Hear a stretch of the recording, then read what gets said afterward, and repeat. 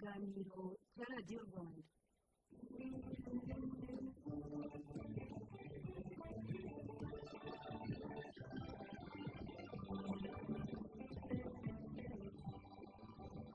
Kwiruka ku munezero nicyo gikorwa kirusha ibindi byose agaciro muri ubu buzima. Nubitekerezaho neza, uraza gusanga ibyo dukora byose muri ubu buzima intego yabyo ya nyuma ari ukubona umunezero cyangwa se ibyishimo. Tekereza ku kintu urimo gukora kano kanya urimo wumva ibi. Nubitekereza neza, uraza gusanga intego ya nyuma ugamije ari ukugira umunezero muri ubu buzima, haba uyu munsi cyangwa se mu gihe kizaza. Impamvu twirirwa twiruka ku buzima bwiza nuko dushaka kuzabaho tunezerewe. Umufilozofe w'umushinwa Confucius ndetse n'umugereki Socrate bose bahurije ku kwemeza ko kumererwa neza, well-being, no kwaguka cyangwa se gukura mu mibereho, personal growth, ari byo ntego nyamukuru y'ubu buzima bwacu. Ibyo dukora byose biba bigamije ibi ngibi. Ndabasuhuje, nitwa Ismael Mwanafunzi. Abashinze Leta Zunze Ubumwe za Amerika nabo mu mahame y'ingenzi bashyizeho agize uburenganzira bw'ibanze bwa muntu harimo gushaka umunezero. Dushaka umunezero dukora ibikorwa bituma tubaho ubuzima buryoshye twishimiye. Ikibazo nuko ibyishimo bitava mu bintu dutunze cyangwa se ibintu tubamo, ahubwo ibyishimo biba mu mutwe w'umuntu. Ubwonko bwacu nibwo bukora ibyishimo. Ibice by'ubwonko birimo icyitwa amygdala, hippocampe, système limbique ndetse n'imisemburo iba mu bwonko irimo witwa dopamine, serotonine, norepinephrine ndetse na endorphine. Ibi byose nibyo bituma twishima. Iyi misemburo iramutse ivubutse mu mutwe wawe, nubwo haba nta kintu cyabaye, nta mafaranga ufite, utabyaje inka cyangwa utabyaye, utanyoye inzoga cyangwa utariye, wakwishima. Gusa tumara igihe kinini dukora ibikorwa bituma iyi misemburo ivubuka mu mutwe wacu. Yaba ibi bice by'ubwonko ndetse n'iyi misemburo, tuzi gukora ibyo dushoboye byose ngo twinjize mu bwonko bwacu bituma ibi bice n'iyi misemburo bikora ibyishimo. Kureba imikino, imyidagaduro, gushakisha ubutunzi, kumarana igihe n'abantu beza dukunda, gukora imibonano mpuzabitsina, kunywa inzoga n'ibindi biyobyabwenge. Kunywa inzoga reka tubivugeho. Ntabwo tubivugaho kenshi, ariko intego nyamukuru ituma tunywa ibinyobwa bisindisha ni ugusinda, byaba cyane cyangwa buhoro. Guhindura uburyo twiyumvaga bitewe n'inzoga niyo ntego nyamukuru ituma tunywa inzoga. Inzoga idasindisha, abanywa nzoga ntabwo bayinywa. Twanga kunywa ibidasembuye kubera ko uko binyoye umeze niko bimara ukimeze, usibye ko bwuba wahaze. Wigeze wumva inkuru z'uburyo inzoga yavumbuwe mu myaka 2000 mbere ya Yezu, aho abanyasumer bafataga utuvungukira tw'imigati ikozwe mu ngano bakatwinika mu mazi bagashyira ku zuba kugeza ibingibi bibaye ikivuge, ariko cyajemo umusemburo. Bakirya bagasinda bakabyita umugati usukika. Muri Babiloni ho muri iyi myaka itegeko ryahanaga umuntu wese wenga inzoga ibishye. Umwenzi wengaga inzoga ibishye bayimwinikagamo kugera apfuye. Mu Misiri ho inzoga bayifataga nk'ikinyobwa gitagatifu cyavumbuwe n'Imana Osiris, yigeze kwibagirirwa ingano ziseye ku zuba aho zari zanitse, maze zikaza kwivanga n'amazi matagatifu ya Nili, bikavamo ikinyobwa kiryoshye cyane, aricyo cyaje kwitwa inzoga. Muri iki gihe hose ku isi inzoga yari ikinyobwa gitagatifu, kubera ko nko mu Bugiriki Imana Dionysos yari imana y'ibirori n'inzoga. Ibi byanashimangirwa n'ikoreshwa rya divayi nk'ikimenyetso cy'amaraso ya Kristo.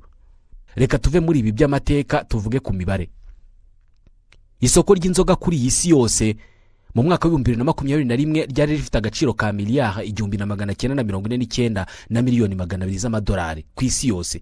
Iki gihe hari icyorezo cya COVID-19, utubari tudakora neza. Aho umwaka ugeze uyu munsi inzoga zimaze kwinjiza miliyari 1,609 kandi turi mu kwezi kwa 9. Mu 2029 abatuye isi bazaba banywera miliyari 4,102 na miliyoni 300 buri mwaka. Aba bantu banywa izi nzoga bose ntabwo zibagirira neza. Nicyo kinyobwa kinjira mu mubiri w'umuntu, aho kugira ngo umubiri ukora akazi ko kugikuramo intungamubiri, ahubwo ugahita utangira gukora akazi ko kukikiza, kwikuramo uburozi cyawushyizemo. Ntabwo bisobanutse neza niba ari twebwe tuyinywa cyangwa niba ari yitunywa. Ni ikiyobyabwenge cyemewe n'amategeko mu bihugu byinshi by'isi, ndetse banaretse kucyita ikiyobyabwenge. Gusa ubwenge bwo kirabuyobya. Inzoga iteza urupfu rw'abantu miliyoni 3 ku isi buri mwaka. aba ni 5% by'impfu zose ziba ku isi buri mwaka.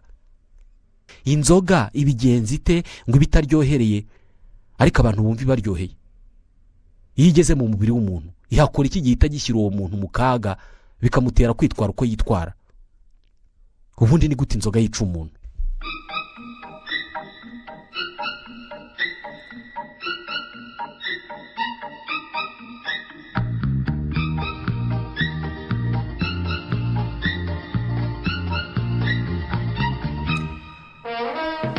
Abantu bakunda inzoga kubera ko ari ikinyobwa gisa n'igikora ibitangaza mu mubiri w'umuntu. Ikinyobwa unywa kikaguhindurira ubuzima, ariko mu buhe buryo? Ikinyobwa unywa kikaguhindura imyiyumvire n'imyitwarire. Umuntu wa mbere wavumbuye inzoga nawe ubwe byaramugwiririye kubera ko hagati y'umwaka wa 2007 n'ibihumbi 2500 mbere ya Yezu, igihe abantu bari bagikoresha amabuye aconze mu mwanya w'ibikoresho byose twifashisha uyu munsi, birashoboka ko hari umuntu wariye ku mbuto nk'imyembe cyangwa se pome zashaje zitangiye kubora, akumva uburyo zisharira, bamwe bagatangira gukunda ubwo buryohe butaryohereye. Ni gute ubu buryohe busharira birangira buhindutse uburozi buraza abantu mu biraro? Uburozi bwo mu nzoga bwica abantu bwitwa ethanol. Ni ikinyabutabire cy'amatembabuzi kitagira ibara, gisa n'amazi kandi kikaka cyane nk'ibindi bicanwa byose tubona nka petrol. Wigeze wumva abantu bavuga ko kanyanga n'izi nzoga zindi zikomeye biti byotsi iyo uzicanyeho umwambi zaka? Ni ukubera iyi ethanol. Ni uruhurirane rw'ibinyabutabire, atome ebyiri za carbone, atome imwe ya oxygene na atome imwe ya hydrogene. Hydrogene na oxygene nibyo bigize amazi, ariyo mpamvu iyo byongeyeho atome ebyiri za carbone bikora ethanol ifite ibara ry'amazi. Ikintu cyose inzoga igukorera iyo wayinyoye gikorwa n'iyi ethanol, kandi byose bibera mu bwonko. Ibihita bihindura inzoga ikiyobyabwenge nk'urumogi, cocaine cyangwa se ibindi byose. Gushya kw'ikiribwa cyangwa se ikinyobwa cyatazwe, ngiki igikorwa gikora inzoga. Iyo idahiye ntabwo iba ari inzoga kubera ko ntabwo irimo ethanol. Gushya ni ukwihinduranya kw'isukari igahinduka umusemburo. Icyitwa glucose ariyo sukari mu butabire ihinduka ethanol. Gutara ni ugutegereza ko isukari iri mu mbuto ihinduka ethanol. Ibi bikorwa n'ibinyabuzima bito cyane bitagaragara biba biri mu mbuto zikorwamo inzoga, babyita levure. Utu tunyabuzima twitwa levure tuba mu binyabuzima byinshi ku buryo no mu mara yacu tubamo. Kubera iterambere utu dukoko cyangwa se utu tunyabuzima twitwa levure abantu basigaye badukorera mu nganda bakadukoramo nk'ifu cyangwa se ubundi bwoko bw'umusemburo. Ikiba gikenewe ngo gushya kw'inzoga kubeho ni utu tunyabuzima twitwa levure cyangwa se umusemburo. Ikindi kiba gikenewe ni ubushyuhe. Ibyo ushaka ko bishya bigomba kuba ahantu hari ubushyuhe bwa dogere Celsius 12 kuzamura. Munsi ya 12 ntabwo gushya bibaho. Niyo mpamvu inzoga zimwe bazicanira nk'ikigage, izindi bakazitara mu rwina. Iyi nzoga irimo gushya aho bayitaze, twa tunyabuzima twitwa levure iyo turi mu gikorwa cyo guhindura isukari mu kinyabutabire cya ethanol, bitanga ingufu bikanakora gaze yitwa carbone. Iyi gaze ni ituma inzoga ibira. Iyo ubu bushyuhe bukomeje kuzamuka bukagera kuri dogere Celsius 32, za levure zirapfa, igikorwa cyo gushya kikaba kirarangiye. Kirangira neza neza iyi sukari yose yamaze guhinduka ethanol. Igihe noneho tuba dufite inzoga yuzuye, none ishobora kunyobwa. Impamvu turya ibyo kurya tukanywa n'ibindi binyobwa bidasembuye ntibitugereho ingaruka mu myiyumvire no mu mitekerereze, nuko ibinyabutabire bigize ibyo biribwa n'ibinyobwa biba ari binini cyane ku buryo bitinjira mu mubiri ngo bihite bijya mu maraso ako kanya, bibanza mu gifu bikanahatinda. Ibinyobwa bisembuye byo byitwa ibisindisha kubera ko birimo ethanol, kandi ethanol ni ikinyabutabire gito cyane mu bunini ku buryo iyo kinjiye mu mubiri gihita kijya mu maraso nta rutangira. Kandi kubera ko amaraso azenguruka umubiri wose, iki kinyabutabire gihita kigera mu bwonko mu kanya gato cyane. Iyo unyoye inzoga iramanuka ikagera mu gifu.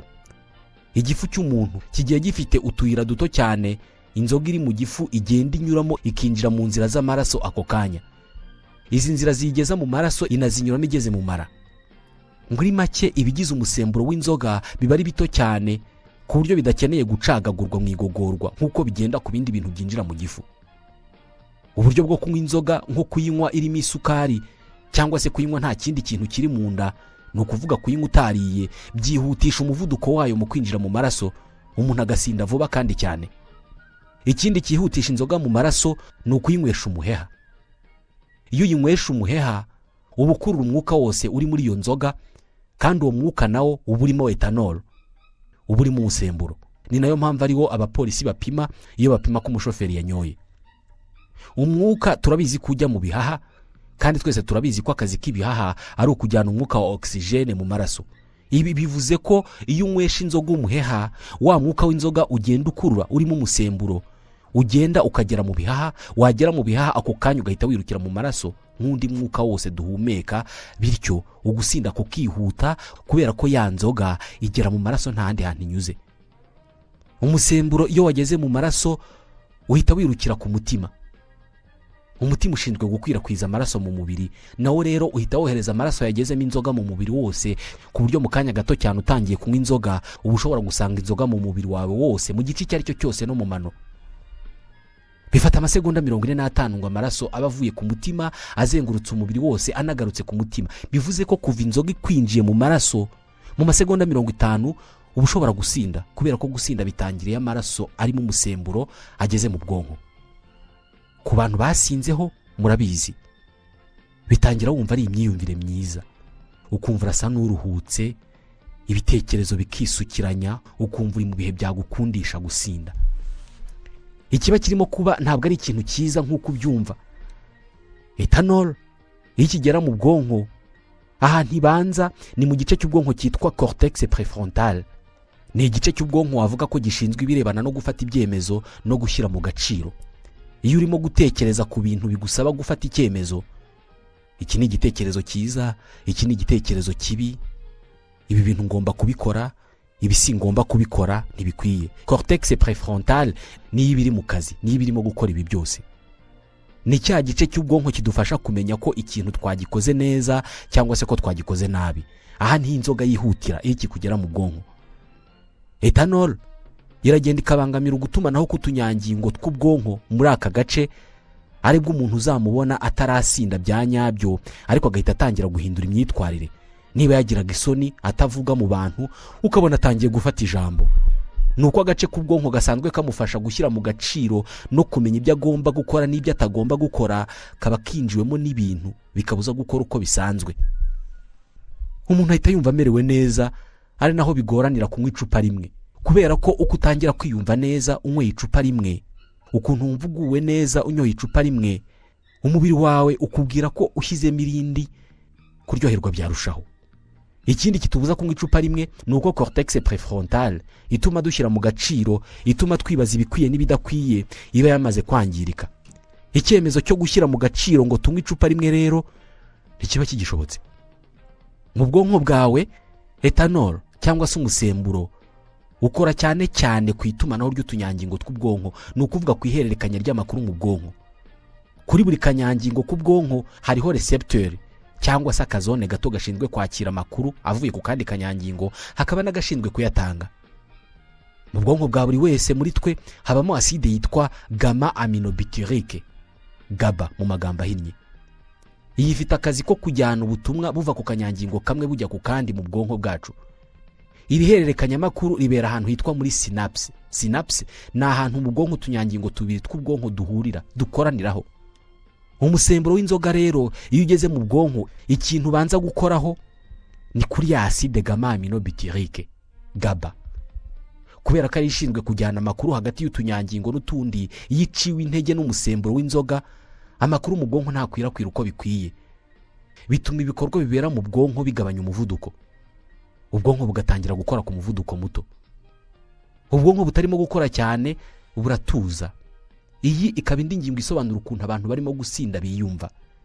Nta bintu byinshi birimo kumubera mu mutwe, ibibazo yari afite yumva bitagifite agaciro kubera ko atakirimo kubitekerezaho cyane. Iyi niyo ntandara yo kwirekura ku muntu wanyoye inzoga, akumva nta kimuhangayikishije, akavuga ibyo ashaka, agakora ibyo ashaka, kandi ibitekerezo byo kumva bitari mu bwenge bwinshi nk'uko byari bisanzwe. Uko umuntu akomeza kunywa icupa rimwe inyuma y'irindi, ikirahuri kimwe inyuma y'ikindi, ageraho agasinda bya nyabyo byo guhagarara akagwa. Ibi ntabwo biterwa n'uko amaguru ye yacitse intege, nuko umusemburo wuzuye ubwonko bwe uba urimo kumwizeza ko agiye kugwa, noneho akarwana ajya kwiramira, bityo akadandabirana. Umubiri wacu mu buryo bumwe ukora nk'imbaho y'amazi. Mu matwi yacu imbere mu gutwi kw'imbere ahitwa muri oreille interne tugira mu bwoko bubiri bw'amatembabuzi.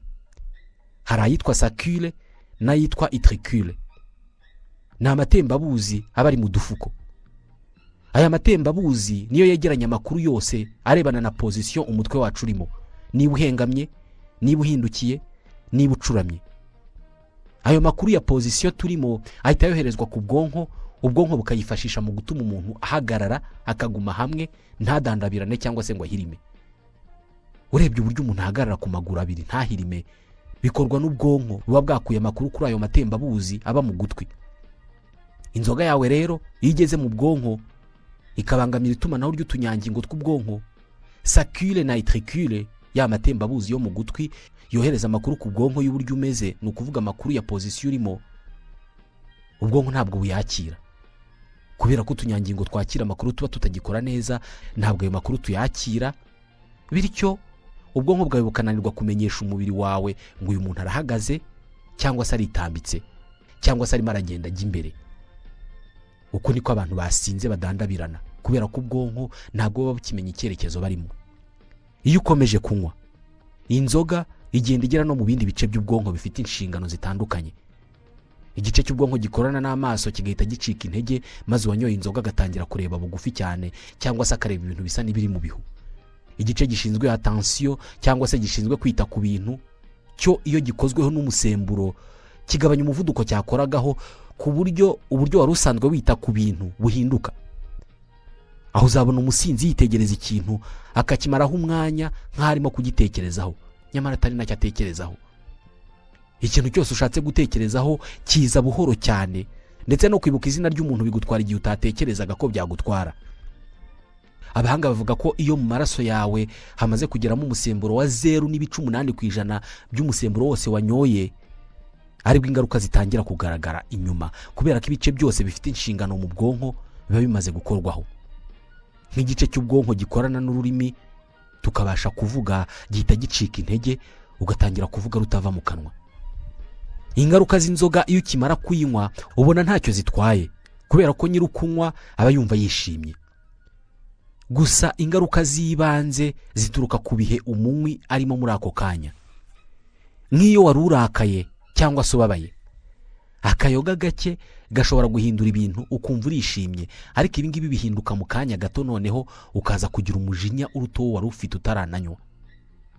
Iyo mu maraso yawe hagezemo 0.5% by'umusemburo wose winjije mu mubiri, umunywi ubona atangiye gushyuha. Nibwo umuntu aba afite ubushake bukomeye bwo kuvuga kandi yiyumvamo ibitekerezo byubaka kurusha abantu bose bari aho ngaho.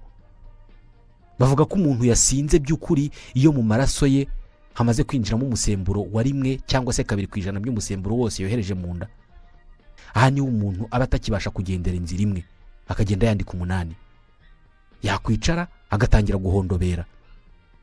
Umubona mu buryo butandukanye kure nuko usanzwe umuzi. Umusemburo wa 3 kugera kuri 5% by'umusemburo w'inzoga wose umuntu yinjije mu mubiri we uba ari mwinshi cyane, kubera ko hano umusinzi nibwo atubwenge akaba yanagwa muri koma, bayita koma etirike. Ubushyuhe bw'umubiri buramanuka, ikigero cyo guhumeka kikagabanuka, umuntu akaba yanapfa. Ku ngimbi n'abangavu ho ibingibi bibaho, bikaba bibi cyane. Kwiyahuza inzoga umuntu agapfa birashoboka. Iyo ukomeje kunywa kandi ibimenyetso byose wabigezeho ukabyirengagiza, wowe ugakomeza ukinywera, ubwonko bwawe bugera igihe bukifatira icyemezo. Ubwonko buhita butegeka inyama yitwa igicamakoma. Ni inyama igabanya igituza n'inda. Buyitegeka kwikwedura, igafatana n'izindi nyama zo mu nda, bigakanda igifu bikibuza kongera kwakira inzoga. Igifu kirimo gukandwa gutyo gihita gisohora inzoga cyakiriye, umuntu akaruka. Iki gihe uwageze ku rwego ubwonko bwawe bwifatira icyemezo, kubera ko bwabonye ntacyo urimo kubikoraho. Bibarwa ko mu minota 45 umuntu arimo kunywa inzoga, aribwo mu maraso ye haba harimo inzoga nyinshi. kunywa inzoga ingana gutya mu gihe gito ni uguha umwijima wawe akazi rimwe na rimwe udashoboye. Ethanol cyangwa se umusemburo iyo ikinjira mu mubiri ihindura ibintu byinshi nko kwihutisha igikorwa cyo gukora inkari. Uzabibwirwa nuko abantu barimo kunywa inzoga uzabona bihagarika kenshi. Uko umusemburo wongera umuvuduko wo gukora inkari niko umubiri wacu utakaza amazi menshi ku muvuduko uruta usanzwe, kubera ko uko umubiri ukora inkari nyinshi kandi ukihagarika niko amazi agenda agabanuka mu mubiri kubera ko urimo urayasohora. Nyamara ayo mazi asohoka gutyo umubiri urayakeneye cyane. Iyo amazi akomeje gusohoka gutya umubiri urayabura. Iyo uyabuze kandi uyakeneye cyane ujya kuyavoma mu gice kiba kiyafite menshi, ubwonko. Ikibazo nuko ubwonko nabwo buba buyakeneye cyane. Uko ibice byose by'umubiri birimo kujya kuvoma mu bwonko, ubwonko bugatanga ayo mazi kandi nabwo buyakeneye. Uko burimo kuyatanga niko bwikanda. Uko kwikanda bituma bugabanuka mu ngano ukababara umutwe. Niyo mpamvu iyo turi mu byitwa hangover tubabara umutwe. Iki gihe bigusaba kunywa amazi menshi cyane kugira ngo usubize aho wakuye. Ikindi, iyo wanyoye inzoga bigusaba kurya intungamubiri ziri nko mu magi, mu mineke kugira ngo wubake ibyangijwe n'inzoga mu mubiri wawe. Imwe mu nshingano z'umwijima mu mubiri w'umuntu ni ukuyungurura amaraso ugakuramo ikintu cyose ubona cyaba uburozi ku mubiri. Inzoga rero ziri muri urwo rwego, ni uburozi. Umwijima ubona inzoga nk'uburozi. Umwijima ukibona igitonyanga cya mbere cy'inzoga mu mubiri uhita utangira kuyungurura amaraso kugira ngo uyakuremo icyo kintu. Mu kuyungurura amaraso umwijima uyoherezamo amoko 3 y'imisemburo cyangwa se enzyme ziba zifite inshingano zo guhindura umusemburo w'inzoga ukareka kuba uburozi. Alcohol dehydrogenase, ADH, cytochrome ndetse n'uwitwa catalase niyo misemburo umwijima wohereza kugira ngo ukure uburozi bw'inzoga mu maraso. Iyi misemburo umwijima uyohereza muri za nzoga zikurimo kugira ngo zicike ubushobozi bwo kukwica. Aka ni akazi katoroshye ku mwijima. Umwijima ntabwo waremewe gukora akazi kangana gutya, gasa no gukubura cyangwa se gusukura amaraso mu gihe nyiramaraso ibyo bintu yabikoza bizana bishaka. Umva iyi mibare: ikirahuri kimwe cy'inzoga umwijima ukoresha isaha imwe n'igice mu kugikura mu maraso. Mu nzoga zose izitwa whisky ndetse na za liqueur ziri mu zikomeye. Ikibazo nuko ziri mu zinyobwa ku muvuduko munini cyane kubera ko hari uturahuri duto cyane abantu banywa barohayo bakabyita shot. Mu isegonda rimwe umuntu aba karoshye mu nda. Unyoye turahuri 10 umubiri wawe ntabwo wakoresha munsi y'amasaha 15 mu gukura uriya musemburo mu mubiri. Kandi niyo umwijima ubashije gukura uwo musemburo mu mubiri ntabwo uvamo gutya gusa, usiga hari ibyo wangijemo. Umwijima ntabwo ukura umusemburo wose mu mubiri, ahubwo ukuramo 95% gusa. 5% usigayemo usohorwa n'impyiko binyuze mu nkari ndetse n'uruhu binyuze mu kubira ibyuya. Nibyo umusemburo w'inzoga usohorwa n'ibihaha binyuze mu mwuka, ukanasohorwa n'uruhu binyuze mu byuya. Umusemburo w'inzoga usohorwa n'umwuka mu guhumeka ni bimwe bita ifuke. Iyo unyoye inzoga ikakujya mu mubiri, ingano runaka yayo ihinduka umwuka, binahita byumvikanisha impamvu abapolisi bapima umwuka mu kumenya inzoga umushoferi yanyoye. Usibye mu maraso no mu mwuka, umubiri wawe mu kwikiza uburozi bwose biworohera cyangwa se bikawukomerera bitewe n'uburyo wanyoye inzoga. Urugero, inzoga ikwira mu mubiri vuba iyo unyoye utariye kubera ko iyo igeze mu gifu ikisanga iri yonyine muri icyo gifu ihita yirukira ahandi ariho mu maraso. Ariko iyo isanzemo ibiryo irahatinda kubera ko igifu kibanza kugogora ibyo biryo. Abantu babanje kurya batinda gusinda. Gusa nanone inzoga ishobora kukwica cyane bitewe nuko yasanze umwijima wawe ufite akandi kazi. Aha ni nk'igihe uyinyoye buri munsi ikagera mu maraso igasanga umwijima wawe urimo kurwana n'indi, cyangwa se umwijima wawe ukaba urimo kuyungurura amaraso kubera ko arimo indi myanda wenda yinjiriye nko mu mwuka wahumetse, mu byo wariye cyangwa se mu mazi wanyoye. Uburyo umubiri ukoresha mu kwikuramo inzoga wanyoye nabwo bugira ingaruka. Iyo umubiri wawe ukunda kurwana no kwikuramo inzoga, ni ukuvuga iyo unywa inzoga buri munsi, umubiri wawe umenyera kurwana n'izo nzoga, noneho bikagera igihe umubiri umenyera ako kazi ukajya uzikuramo ku muvuduko munini. Iki gihe umuntu anywa inzoga zikamushiramo vuba, ari nabyo bituma anywa gatinda gusinda kubera ko abanywa umubiri uhita uzikuramo. Bimusaba kunywa inzoga nyinshi cyane kugira ngo asinde. aba bantu turabazi, gusa ibi ntabwo bivuze ko ingaruka z'inzoga ziba zidahari. Bitekerezwa ko ubwonko bw'umunywi wa cyane bugabanyuka mu ngano bukaba buto ugereranije n'ubw'umuntu utanywa. Birangira umusemburo uhinduye utunyangingo tw'ubwonko ndetse ukatwangiza. Umutima urananirwa bitewe no guhora upompa amaraso yanduye. Igicamakoma aricyo kimwe mu bice by'ingenzi mu igogora gikora akazi k'umurengera kubera guhangana n'inshingano gisanganywe mu birebana n'ibiryo, hakiyongeraho n'umurengera w'inshingano mu kurwana n'uburozi bw'inzoga kiba cyazaniwe. Ubu burozi rero butwika iki gicamakoma. Iyo igicamakoma cyamaze kubabuka rero nibwo umunywi arya akababara mu nda, bigatuma ababaswe n'inzoga binywera bakaba barya nka 2 mu cyumweru. Abenshi mu bantu babaswe n'inzoga ntibarya, ararya akababara mu nda ahubwo akaba yishakira agacupa. Indi ngaruka y'igihe kirekire ni uguhagarara gukora k'umwijima bitewe n'uko mbere y'uko inzoga ikuri mu nda igira ikikorwaho n'umwijima ibanza guhinduka ibyo bita acetaldehyde. Aya ni amatembabuzi asa n'amazi ashobora kwaka nka petrol. Acetaldehyde ni uburozi mu mubiri. Iragenda ikangiza umwijima, hakiyongeraho akazi k'umurengero w'umwijima uba ufite ko gusukura amaraso, umwijima ugapfa burundu. Abantu banywa inzoga nyinshi cyane cyane amarikeri bakunda kurwara umwijima. Kuva mu mwaka w'1978 ishami rya Loni rishinzwe ubuzima rifata kubatwa n'inzoga nk'uburwayi.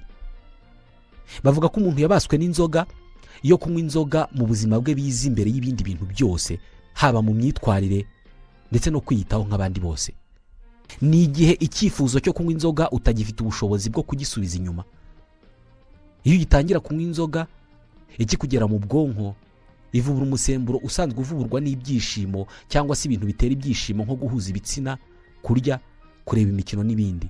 Ibi iyo umunywi abihuje n'ibihe byiza yigeze kugira umunsi umwe yanyoye, wenda akibuka nk'ibiganiro yagiranye n'abo bari bari gusangira mu kabari, cyangwa se ibikorwa bakoranye icyo gihe, cyangwa se uburyo mu tubari haba igiparu n'amakuru, ahita yumva ubushake bwo kunywa bwiyongereye cyane ku buryo bamwe banabyita inyota, ariko mu by'ukuri icyo ashaka ari ukongera kwiyumva nk'uko yiyumvishe ubushize igihe yari yasinze. Iyo bigitangira ntubashe kubirwanya, ukanywa ukaryoherwa, ejo ukananirwa kwifata ukongera, n'ejo bundi umwaka ugashira undi ugataha, ugera igihe iyo myiyumvire ukayishyira imbere y'ibindi bintu byose bibaho. Bitewe n'uko umusemburo ugera mu bwonko bw'umuntu ukagabanya umuvuduko w'itumanaho ku tunyangingo, bigatuma ibintu byose ubikora buhoro ndetse ukumva uratuje kandi uraryohewe cyane ku buryo rimwe na rimwe ibintu wabonaga bifite agaciro bihita bitakaza agaciro. Nibyo bituma abantu babaswe n'inzoga kuri bo nta kindi gifite agaciro kanini. Uzabona ibyo twitaho nko kumesa, gusa neza mu bandi, kugura ibifite agaciro, bo ntacyo bibabwiye. Ashobora kumara icyumweru yambara umwambaro umwe cyangwa se atisiga amavuta kubera ko ubwonko bwe nta kindi buha agaciro usibye imyiyumvire myiza agira iyo yanyoye. Ubuzima bw'umuntu wanyoye inzoga nyinshi buhora mu byago byo kurwara indwara nyinshi. Nk'urugero, umuntu unywa inzoga nyinshi yagize ibyago byo kugira imvune nko mu kuguru. Gukira kwayo biratinda kubera ko ibisigazwa by'umusemburo bitabashije gukurwa mu mubiri n'umwijima bifunga tumwe mu dutsi dukikije ahari imvune, maze intungamubiri zakagiye muri ayo magufa yagize ikibazo zikabura aho zinyura, iyo mvune ikaramba. Iyo unywa inzoga nyinshi cyane ukamara imyaka myinshi uyinywa, utunyangingo twubaka amagufa natwo turapfa. Abaganga bazakubwira ko byitwa osteonecrose aseptique. Uzabona abantu banyoye inzoga nyinshi bacumbagira cyangwa se bafite ubumuga runaka, nyamara barakoze impanuka nk'abandi bose ariko bo gukira bikanga. Ku munywi w'inzoga nyinshi, ibice by'ibanze bibeshaho umuntu nibyo byibasirwa cyane bitewe n'uko biba bihora byakira uburozi. Uyu munsi mu bantu 8 barwara umwijima bikaba ngombwa ko bahabwa undi, umwe muri bo aba yarangirijwe umwijima n'inzoga. Kubirebana n'umutima ho, OMS ivuga ko uyu munsi kunywa inzoga ku rwego rukabije bikuba 2 ibyago byo kurwara umutima bitewe n'uko umutima w'umunywi w'inzoga ukora akazi gakubye inshuro 2 agakorwa n'uwabatagwa inzoga bitewe n'uko umutima w'uwanyoye inzoga ukoresha amaraso yanduye. None ukurikije ibi bike muri byinshi tutaboneye umwanya wo kuvuga byerekeye inzoga, urumva mu kohereza inzoga mu nda yawe ari wowe ubuyinyoye cyangwa niba ikunyoye? mwakoze kudukurikira. Nitwa Ismael Mwanafunzi, ndabashimiye.